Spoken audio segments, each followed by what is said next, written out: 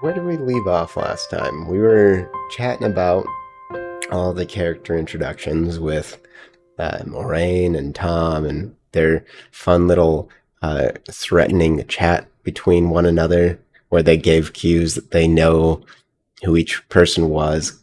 Oh yeah, Moraine yeah. calling She was Tom a like, bard. "Hey, And Master Bard," and he was like, yeah, "Oh crap." yeah. Didn't he call her Domadred? You know, I don't think he did. I don't think he That's something did, we'll have but to go back and look at. yeah, He definitely knew who she was. yeah, Yeah. he knew exactly. If he didn't know who she was, he knew exactly what she was. No Yeah. question or Yeah. doubt No, about that. uh, And she yeah. obviously I mean, knew they were who. both famous Yeah, people by that point, right? I mean, I don't know. He was. She obviously knew exactly who he was. Um, Hmm. I mean, she's an Aes Sedai that's related to oh Domadred, yeah, right? Like, yeah. Actually, now, but maybe Tom hadn't seen her before. He clearly would have yeah, but Tom known. would have He would known have of known her. of Yeah, her. He may not have known yeah, exactly. for sure. Although she was wearing the stripes. Oh, man, I didn't Yeah, she catch was that. wearing a blue dress with cream stripes. So he knew Oh, exactly who she was for sure. oh, man, yeah, yeah, for Yeah. sure. For sure. And Tom, like, essentially knows the high nobility of most locations being, And who he the was. name Domadred, one of the biggest names Yeah, ever, exactly. and Yeah, her wearing if she was wearing her stripes, you know exactly which yeah, house she was from. Being Aes Sedai, yeah, yep. okay. This is Anyways, great. No, sorry. that was Okay, so awesome. that was, I love. yeah, yeah. We came for Winter's Night, and we got a little Bard's Tale. Yeah. So they leave Evans Field. Um, Tam waits until they are outside the houses and into the tree line, and then specifically lets Rand know that he believes him and that multiple other boys have seen the scary looking figure, right? Which we know is a Fade.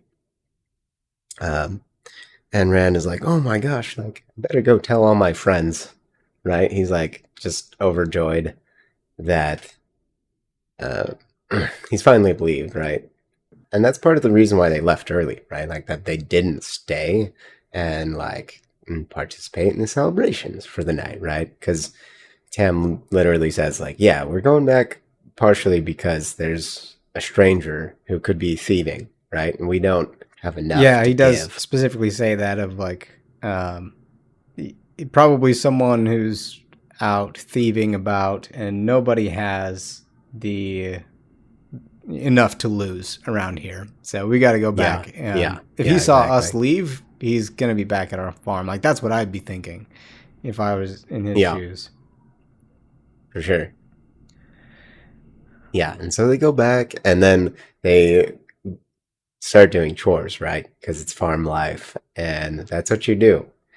Like, Yeah, I found that pretty I don't know, I guess culture shock, I guess on my part of um, you just did this huge long walk that was dangerous, right? Like they were both yeah, walking armed and watchful. And yeah, like Tam obviously had rules of like Rand, you watch that side of the road, I'm yep, watching this side of the road, and we're flanking our cart and wagon and horse we're we're not just walking, right? And so it's a perilous journey. They yep, do all this. It's a long ways, and then they start doing chores, um, yeah, yeah, which I found like shocking. And I think you mentioned one time we were chatting of like it really builds of who they are as people. yeah, yeah. I think it really clarifies um, that these people are constantly staying on top of things. They're constantly thinking about what could next happen, right? And so you got to make sure that you have enough firewood stacked up that something bad can happen and you don't need to chop firewood for a while, right? And it just kind of shows that they're hardworking and like they're always thinking ahead. Yeah, and for me, it kind of painted that Tam raised Rand to be like he had a really good work ethic. He didn't go back and just Yeah. okay, that was a hard day. Let's make some soup and hang out by the fire and read some books. Like they want to do that and they're gonna do that, but first, rub down Bella, feed Bella, take care of the sheep. Yep. These animals depend on you; they need you. You have to give them water. Have to do whatever those sheep need you to do. They depend on you. That's farm life, and it's something that we don't experience a lot of today. Which I don't know. I kind of think it's a bit of a shame. Like it's hard, but there's also something really good about it. Yeah, I'd say that Tam really instilled a lot of positive thinking ahead uh, values, as well as caring for everything underneath you, and right? not just Which caring for. Maybe to expand on that is like have empathy for like these animals. Like you can't take care of animals without having empathy for them, even if you're going to later send them to the butcher. It doesn't matter. Like you take care of those animals and you have empathy for them and you care for them, you love them, even though later you still need to send them to the butcher for food. Which, wow. dark. As I say that, I know. matches Rand perfectly. Perfectly. Yeah. Ouch. I know, right? Which is so funny with regards to Tam preparing him for the last battle, right? Because like throughout his time in these first few chapters, Tam is always trying to make sure that Rand understands the lessons he's trying to instill. Everything from the news about war in the surrounding areas to like how you handle the people and the council. And I feel like it really sets the stage for Rand moving forward. Who Tam is and how Tam raised Rand, I think, is really key and central to Rand's character that goes throughout the whole book. I absolutely love the Tam character. He's I don't know if he's my number one favorite, but he is really high on the list of my favorite characters. Someday I'll have to sit down and like choose which one's my one top favorite. Yeah. I mean, really, we could do an entire episode on just Tam easily, super cool, right? Like, he's and moving forward into like the rest of this night, right? You start to finally learn little secrets about Tam, and at one point, when he finally pulls out the sword, right? Like they finally get done with all their chores, they sit down, they lock the doors. That's a huge shock for Rand because they've never locked the doors to their house before, right? And he pulls out this sword, and he specifically uses a turn of phrase that caught me off guard, and I fell into it, probably like Rand did, and said like, I paid way too much for this. A few coppers is worth more than, or is worth more than this sword, right? And for the longest time, I was like, oh, he like got it for a few coppers. Like that doesn't make any sense. But it was just kind of a fun little insight into how much he's traveled, and that he himself was making use of words Mm. in slightly misleading way. Yeah, like misleading to those who may be young, but those who are older Yeah, know exactly what he's talking about exactly. and Yeah. why. Yeah. Hmm. um, yeah, that was the first little hint that we got of Tam's background, and they don't really give much more in No. the books directly. You have to dig a bit um, to get the details behind there. Um, yeah. So I'm curious when you picture the house, because this house is a Hmm. big central. For some reason, for me, this farmhouse, Tam's farmhouse, was like an Hmm. anchor in Rand's uh, future, maybe. I don't know, but it was like it was a really core place, um, and so I'm just curious. How do you picture this farmhouse, um, or do you? Because Like yeah, physically, like or this.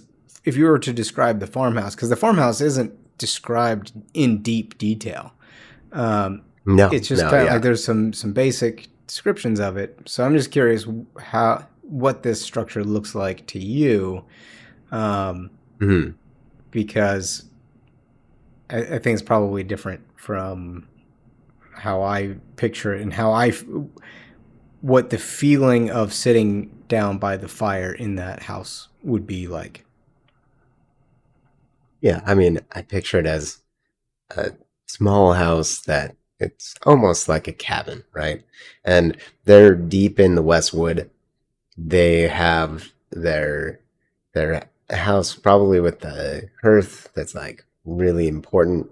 That's where they hang out. That's where they read. Um, I'm sure bedrooms are close by, and uh, they probably have maybe like one or two separating walls from that area and the kitchen, right? Because of the events that take place, kind of give hints at that, right? Like it's just big enough that it can be slightly confusing to navigate through, right? Like they have a big window in the back that's for sure known, right? And they have a big barn, right? Like their barn is probably way bigger than their house. That's just also how it goes, right? And it's close enough by that they can easily go to it, but Yeah. the far So enough away that it doesn't so this smell, is right? something I find fascinating when people are reading fantasy. We don't always imagine or picture all the details of all the things. There, I kind of think of this Yeah. as dream. Like in a dream, you don't necessarily have all of the details around you. You have the immediate things Yeah. that you're interacting with, but that's not true Hmm. for all people. Yeah. People True. have different Yeah, levels because like of I've lived in you know, people farmhouses, have right? different levels of Like, the imagination, and um, so for me, when I think of this farmhouse, I almost think of the very old traditional um, Japanese farmhouse style, which is not what you would think of like, you see the picture of a Japanese samurai with like the tile house. Like, no, um, like that's not what it is. It's a heavy thatch roof, and it has two mhm. floors. It has a main floor, and it has kind of like a mostly open floor plan, and maybe like a wall like or a partition downstairs, and that's kind of like also used as a support for an upper floor. Mhm. And in our houses here in the United States, we have like a space between our downstairs and our Yeah. upstairs where we've got like a truss in the middle, and we've got like a smooth kind of pristine ceiling right? And then our floor, we've kind of tried to make it like really super smooth and nice. But I imagine out there, as remote as they are, a lot of that work is going to be done by you. If you want a second Yeah. floor, if Yeah, you for want sure. floorboards, you make those floorboards. Yeah. To some extent, you're going to be able to order those in, but a lot of that work's going to be done by you. And so Yeah. there's going to be like some central, like trees, essentially, is what they would be, like cleaned up wooden columns, Yeah. right? That would be supporting the second floor, and it's going to be a pretty like bare bones single like floorboard floor. And so when Rand is sitting downstairs, and his dad goes upstairs, I imagine in my head it's kind of like this pretty bare bones upper floor where you've got the supports and you have the floorboards on it, and the floorboards are kind of like, they're not perfect. There's maybe a little bit of bow to some of them. And so that movement of that chest, as Tam pulls that chest out, is going to be very clear and very obvious. Because it's going to be directly overhead on a thin piece of cedar, probably. But this kind of Japanese farmhouse with a thick thatch is kind of how I picture it, with the door in the front and Interesting. yeah. Anyways, yeah. I think each person has their own picture, but it's important to like understand it in the story. And I like that the whole idea of some people even don't picture it, right? Like they're just kind of stuck on the other details, right? Like they're really hyper focusing on like, oh, this chest that came out and like this sword, right? There's just so many things that it's hard to imagine everything. Yeah, I don't think I had a picture of...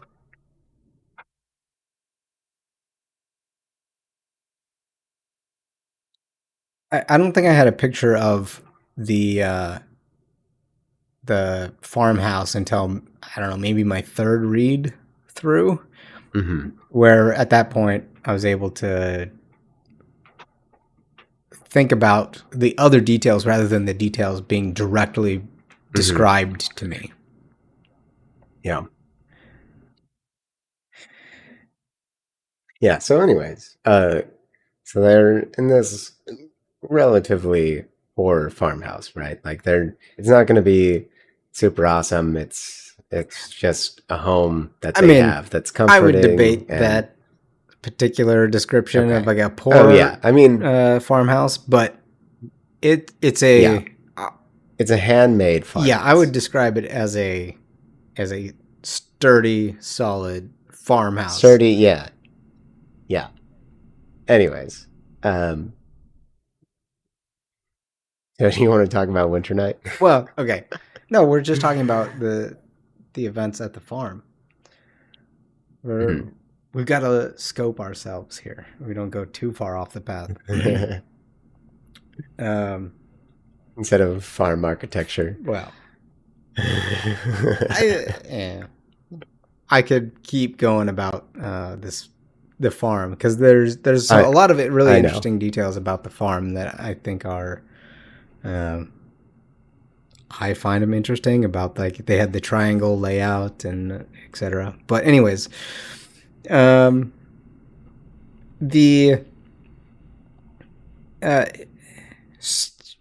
this is the point in the story when things take a pretty strong turn. Yeah. So like you mentioned, Tam goes and he locks both the front and the back door. Yeah. And that detail is important, both the front and the back.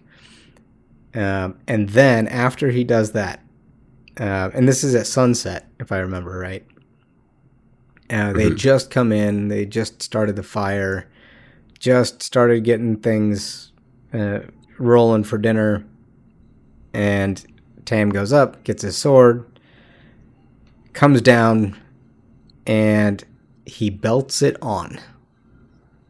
Mm-hmm. He doesn't just bring it down and set it on the table, which I think is a really key detail about how all of this happens. Is he brings it down and he belts the sword on. Yeah. Which, if anyone has been in a position where they need to carry weapons regularly, day in, day out, they're a huge pain. Yeah. Like you do not want to have that belted on your hip. It sucks. It's in the way. It's uncomfortable. So it's an interesting detail there. Yeah, I think that is really interesting, especially because it's like, if you were in a similar situation in modern day, right? It's like in America, at least, you'd be like, okay, well, I'm getting my gun, right? And Sam Rand would be like, oh my God, you have a gun, right? And you wouldn't sling your rifle, right? Like, you don't normally do that, right? But it's a similar situation, but it also, in the upcoming events, right? Like, if you had to bail, right? Like, you'd be really glad you had a sling. Oh, yeah. I think that's a really great analogy. I don't know, of analogy of like a parallel of belting a sword on versus having a rifle on a 3-point sling. That you see pictures of our military in like Afghanistan or Iraq, right? Like where they're standing there and they've got their rifle hanging in front of them with the butt in their shoulder, and all they have to do is like move it. Like that's the 3-point sling, or they got 1-point slings, etc. But you if you were to sling this rifle on yourself so it's hanging in front of you, that's the equivalent of putting a sword on. Like, that's, in modern day terms, that's what just happened. Like, imagine your dad, you're sitting down, you're getting dinner started, and your dad just comes down. You didn't know he had a gun. And not only does he have a gun, he's got a nice, like, gun. Yeah, top of the line gun. And like, you look at that thing and you're like, oh, damn. And then he puts it across his chest and he's just walking around the house with that on. Like, that's going to scare the shit out of you. Yeah, dude. Like, that's just gnarly, right? Like, and you'd also be like so confused on so many levels. Like, he says like, yeah, your mom wanted me to get rid of this forever ago, right?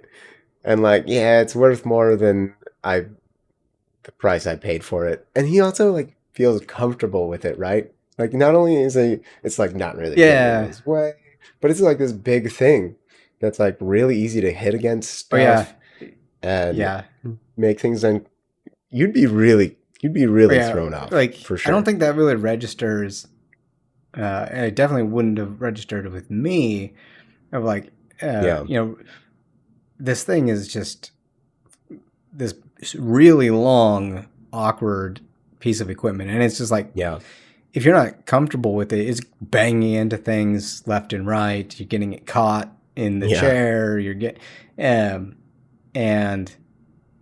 like, they just describe that with Rand putting this sword on is getting caught on everything.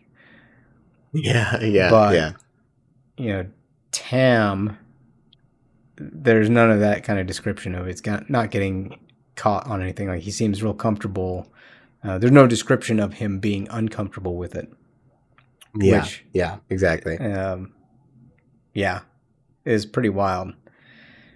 Yeah, I never quite drew that same parallel of I'm sitting down and like my dad is doing all this crazy stuff. Like, I'd be scared shitless. Yeah, for sure. Like, I mean, you just saw a creepy guy. That's like the scariest thing you've ever experienced in your entire life, right? And now your dad like gets kitted up for it. Terrifying. And locks the doors, right? Oh yeah. I wouldn't be sleeping that night. No, no way. For Be like sure. crawling into It'd be pretty bed with my intense. dad and be like, "Is it okay if I sleep with you?" He Yeah, that's so funny. got his sword in bed with Yeah, him. Like, ah, yeah. It is very like Taviran behavior, right? Because like a normal person doesn't do that to that degree. Like they're like, oh yeah, like there could be someone out. Like I guess I'll put, like I'll get my sword out, yeah. maybe, right? And I'll put it in my Well, bedroom it's a for when I levels of sleep. experience with those things, which Yeah, is yeah, exactly. very telling of what did this guy Tam experience when he left the Two Rivers Hmm. that all this is going on, but Yep. and but like almost immediately after he Yeah. puts it on, the door starts Yeah. coming down. Like he belts that thing on, and it's like on. Yeah. Like they're making Yeah, tea. yeah, they're making tea, and that big heavy thud comes at the door. Um, yeah, and Tam goes to open it, and I don't know if he's going to open it, but he approached the door because obviously you've approached the door when someone's trying to Yeah. break it down. Um, at least when all you've got is melee weapons. Yeah. And it doesn't. There's no description of Tam drawing the sword Yeah. prior to approaching the door. Not in my memory. Yeah. Mine neither. I may go look it up, but I'm pretty sure there's no description of that. And the not only does the door break in, which is like all of this is like a huge like surprise attack, right? Which you're not ready for. Yeah. But it's a freaking Trolloc. It's a goat Right. horned freaking Trolloc on the other side. And that's gonna throw you off, like, on top of all the craziness that's going on. That's what's coming through, and Yeah. the surprise factor alone would freeze you up. Yeah, for sure. And I think in the scene, I think Rand is actually like, "Oh, thank God, it's not the dude that I saw." Yeah, right. I mean, I guess if Murdral is the thing you're expecting, a Trolloc is going to be a relief. Yeah, exactly. But also, yeah, huge props to Rand for his first reaction, right? Like that would have been terrifying. You just see this massive creature bash through your door, and then your first thought is, "Oh, he's catching the tea kettle." Yeah, that was great. Well, and Tam somehow like drew his sword and stabbed this Trolloc. I want to say he stabbed it through the neck. Is this description? I could be wrong about that, but he killed the first Trolloc like instantly. And then the other Trollocs were trying to get past it, and he was just like killing Trollocs in the doorway. Right, Yeah. he was holding off a horde of Trollocs single-handedly in a doorway. Yeah. And while completely shocked and surprised. Yeah, absolutely.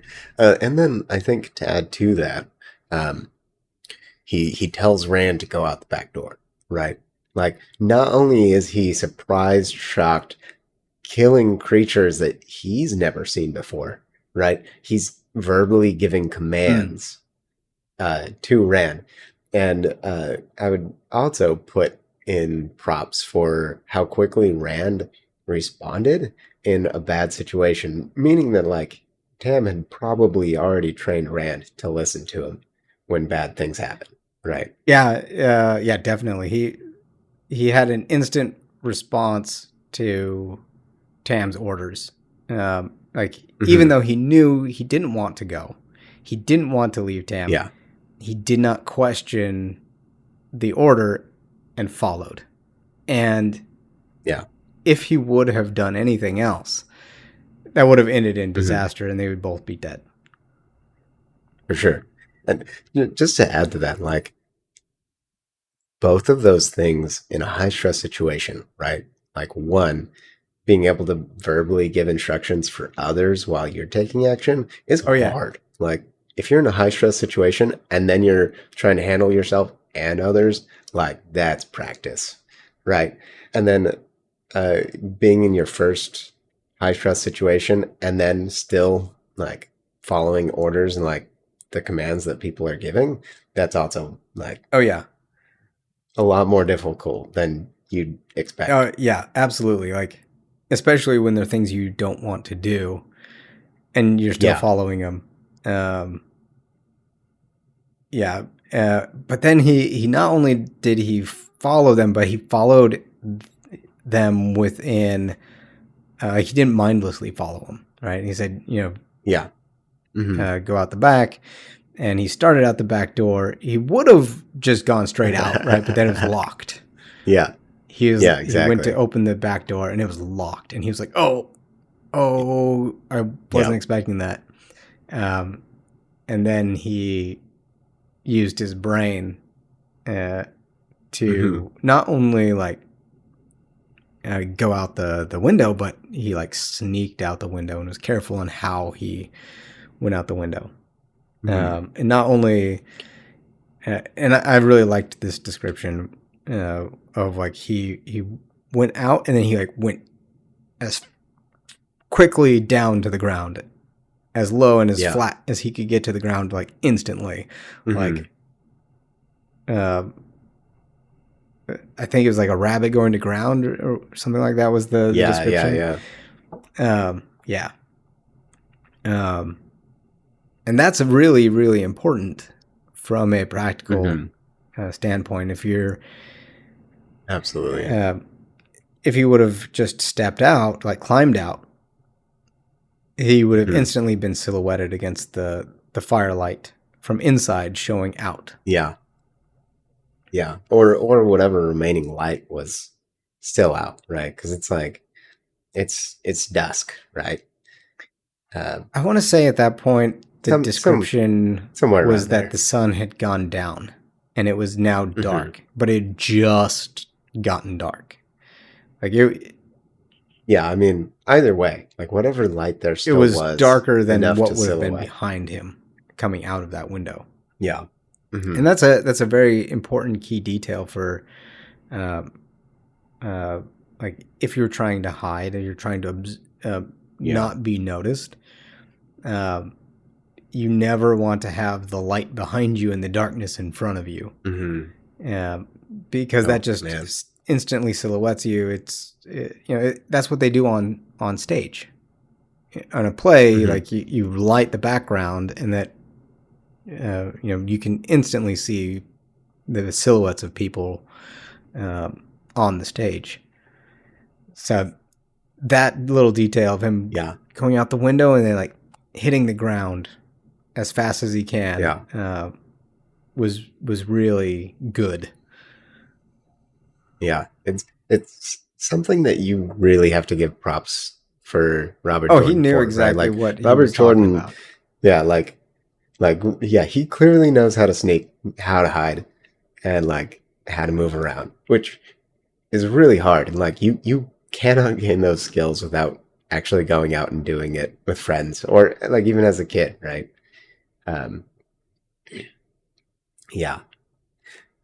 So he gets down, he drops, and then he sneaks away, right? And then I'm trying to remember exactly what happens next. I feel like Tam, the back door was kicked in.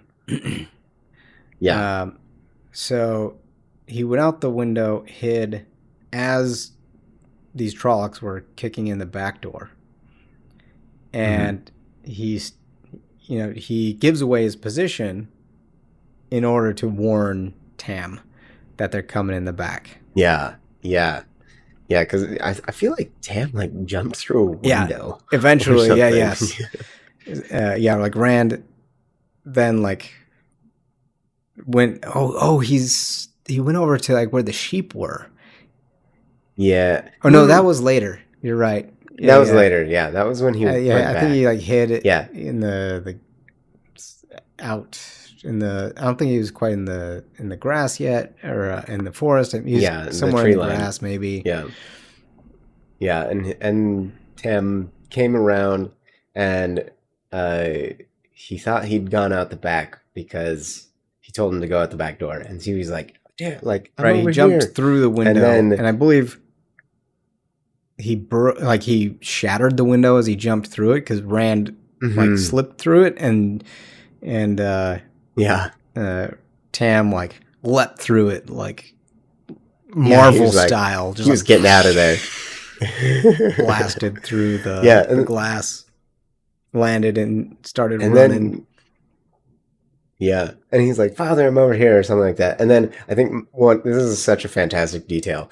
And then Tam like points in the totally random opposite direction, and then specifically says like, "Run, boy," and like points his sword in the totally opposite direction that Rand actually is, and starts running in that direction, and then circles back to Rand. Right, like he's clearly in the heat of a moment has the thought to be like, Manipulate the enemy. yeah, exactly. I love how it even confused Rand a little bit. He was like, Yeah. what? What's Oh, going it on?" confused me a little bit too when I was reading it the first Mhm. time. Like, why is he waving it in Yeah, front of him? And then Robert Jordan like explains it to you. yeah, Yeah, yeah, like the presence of mind that Tam had to not only like slice these Trollocs apart with his sword, but to also be manipulating them, hmm, um, like feeding them disinformation while yeah, he's doing all this stuff. Just you have to be at a different level in order to be yeah, doing all of this. This isn't his first rodeo. yeah. Like very practiced in these high stress situations. Yeah, yeah, like not the first time he's done all this. It is very obvious. Um, Yeah. I love how he made the joke with Rand a little bit later. He's like, "Well, you can tell that they're not very smart. Like, I gave them short yeah, shrift. Like, and once we made it into the forest pretty easily." yeah. He very clearly like figured them out. Like he not only was doing his own stuff, but he was figuring them out uh, Yeah. as he was working with them. Uh, yeah, really, really awesome. So eventually he comes I, around and he meets yeah. he finds Rand. Yeah. And that's when he starts, like, he gets a few words off, right? Like a few sentences, some information conveyance. He says stuff about how Trollocs aren't very smart and that he knew a man who had fought Trollocs before. And he gives the important information about like how they're motivated by fear a Mm. lot. Like the key Mm-hmm. things, right? They can smell really well. They can see at night like a cat, and like you can't trust them at Yeah, you all. can't trust them. They're dumb and they're motivated by fear, and they enjoy Yeah, killing for the fun of it. Like very condensed. yeah, Like this is the information I have on the Trollocs. Here you go. And it gave that was yeah, our first introduction to what a yeah, Trolloc is and exactly. what a Trolloc does and why. Yeah, and I love how it was just like Tam was like, "I knew a guy." I mean, that's how it works, right? But it was Yeah, great from a writing perspective. It was perfect exposition where you yeah, could explain Trollocs. You know, you could have this hmm, narrator come in and be like, the Trollocs are a breed of blah, blah, blah, blah, right? But that takes hmm, you as the reader out of the book. Like you are now staring at a book, reading about something, rather than, standing there in the forest at night, scared, right? And then this natural conversation happens within the world, within the moment. Yep. And not only that, but it's like this beautiful way of giving you just enough information that you're still just as confused and scared as Rand is in this situation. That's really important. I didn't think about that, but not giving you all the information, just giving you a tiny bit of information to help you make a little bit more sense and to take the next step, make the next decision, but nothing more. But still leave you, still leave you with enough confusion that you can really relate to the character in that moment. But and then Tam has a small cut, right? And Rand literally says, he's seen him take cuts like this, wrap it up, and like keep working. Yeah, I think he said which he'd seen him take worse cuts and not stop work. Worse cuts. Yeah, whatever, right? And I feel like those that so it's really a nick are familiar. Yeah, really just a nick, right? Like a very small cut. And for those that are familiar with like actually melee fighting, right? Like the closer you are to a miss, like the better you are, right? Like it takes a lot of courage to be really close to a blade that's coming at you. Right? Yeah, if you can just get barely nicked by that blade as it passes by, that will then put you into the perfect position to kill your opponent. Yeah. Like that's like amazing distance control, right? If you can just get nicked but not injured, right? Then like you're a pro. Yeah. Oh, absolutely. That's described in a lot of Japanese combat martial arts, Budo. That concept is talked about constantly, about being in the right place at the right time, and the correct distance from a blade as it's passing by you is at the very edge. Like if you can, like you mentioned, like just get a nick or like a tiny cut through your clothes, like as close as possible without actually being injured. Like that concept is talked about constantly within Budo. And while it may seem like, oh, he was in this crazy fight, and of course he got nicked, which are also like multiple opponents. Also, You're the only one fighting against multiple taller, stronger opponents. Like, you're gonna get nicked. But it's actually, in my mind, a mark of an extremely high level swordsman who probably executed a maneuver expertly. Yeah. It wasn't a mistake necessarily in the dark against multiple opponents. While surprised. Yeah. Fighting in the dark is just next level for sure. But yeah, like I feel like that's something that isn't even really talked about, but Robert Jordan clearly understood the concept of close fighting, right? So I thought that was something to point out, because it's like, oh yeah, a very small nick, like one really small nick. Like I feel like that really speaks to his skill, and like how could he have possibly known that it could have been a shot or a blade. Essentially, he obviously draws, like a fade. Anyways, he wouldn't have. I think we're we've been chatting for a while now. These chats go by super fast. They do. We could keep talking about this nonstop for hours. So let's go ahead and end our episode here. And maybe next time we jump to something completely unrelated to Winter's Night. Maybe not. Maybe we'll keep talking about Winter's Night. Because it's such a great... will we ever get out of Winter's Night? It's so great. I love Winter's Night so much. So good. So dense. Maybe we need to force ourselves. All right. Thank you very much for listening. I hope you enjoyed it. If you enjoyed it, go ahead and rate and maybe share our podcast with a friend so other people can enjoy it. We're glad we had you.